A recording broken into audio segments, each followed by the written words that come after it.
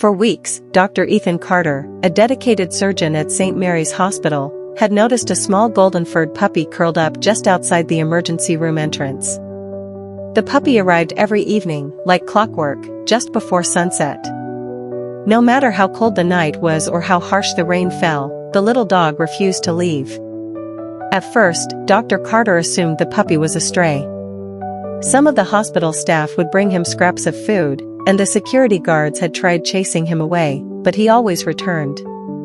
He never barked or begged, he just sat quietly, staring into the hospital through the glass doors. One night, after finishing a grueling 12-hour shift, Dr. Carter stepped outside and found the puppy again.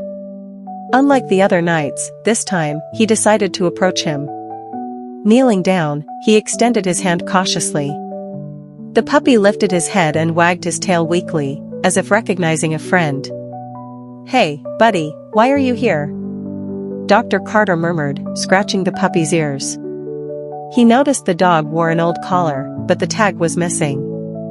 As he watched the puppy's soulful brown eyes, something inside him stirred. There was sadness in those eyes, deep, aching sorrow. Dr. Carter couldn't ignore it. Determined to uncover the truth, Dr. Carter asked the hospital security guard, an elderly man named Paul, if he had noticed anything unusual about the puppy. Paul sighed, his face etched with sympathy. "That dog's been coming here for almost a month now. Always at the same time. I tried to get him to leave, but he just sits and waits. Like he's expecting someone." Dr. Carter frowned. "Waiting for who?" Paul hesitated before answering. "I don't know, Doc. But I remember one night, just before the puppy first started showing up, there was a terrible accident. A man and his dog were hit by a car. The paramedics rushed the man inside, but the dog didn't make it." A chill ran down Dr. Carter's spine. He immediately went to check the hospital's records from the emergency room. After some searching, he found what he was looking for. A patient named Daniel Reeves, a 42-year-old schoolteacher, had been brought in after a hit-and-run accident a month ago. He had suffered severe head trauma and was in a coma. Dr. Carter's hands trembled slightly as he read further. There was a note in the file. Patient had a small golden retriever with him. Dog did not survive. No family found. The realization hit Dr. Carter like a punch to the gut. The puppy outside was waiting for his owner. Dr. Carter felt a deep sadness well up inside him. He returned to the puppy, who was still waiting outside, staring at the hospital doors. "You're waiting for him, aren't you?" he whispered.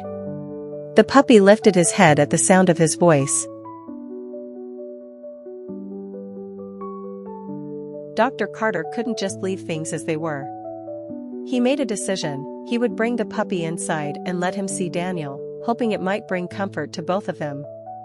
After speaking with the nurses, he was granted special permission. That night, he carried the little dog into Daniel's hospital room. The moment they entered, the puppy wriggled in his arms and let out a soft whimper. He struggled to jump down, so Dr. Carter placed him gently on the bed. The puppy licked Daniel's hand and nestled against his arm, letting out a sad, quiet whine. Even in his unconscious state, Daniel's fingers twitched slightly, as if recognizing the familiar presence. Over the next few days, something incredible happened. Each night, Dr. Carter brought the puppy into Daniel's room. The little dog would curl up beside him, resting his head on his chest. And then, Daniel's condition began to improve. The nurses were astonished. His vitals stabilized, and brain activity showed signs of increased awareness. And then, one evening, as the puppy lay beside him, Daniel's fingers moved again, this time, with more purpose. The next morning, Daniel opened his eyes. Tears welled up in Dr. Carter's eyes as he watched the scene unfold. The puppy, overjoyed, barked excitedly and licked Daniel's face. The man, though weak, managed to lift his hand and stroke the dog's fur. "Max," Daniel whispered, his voice hoarse from weeks of unconsciousness. The entire room fell silent.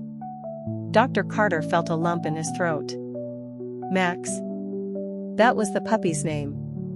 As Daniel recovered, he was told everything, about his accident, about how his beloved dog had passed, and how this puppy had waited outside the hospital every night for him. Daniel wept, holding Max close. "I lost my best friend, but he sent me another." Dr. Carter could no longer hold back his tears. He had seen countless medical miracles, but this one touched his heart in a way he never expected. When Daniel was finally discharged, Max followed him home, a new guardian angel sent by the one he had lost. And as for Dr. Carter? That night, as he left the hospital, he glanced at the doors where Max had once waited.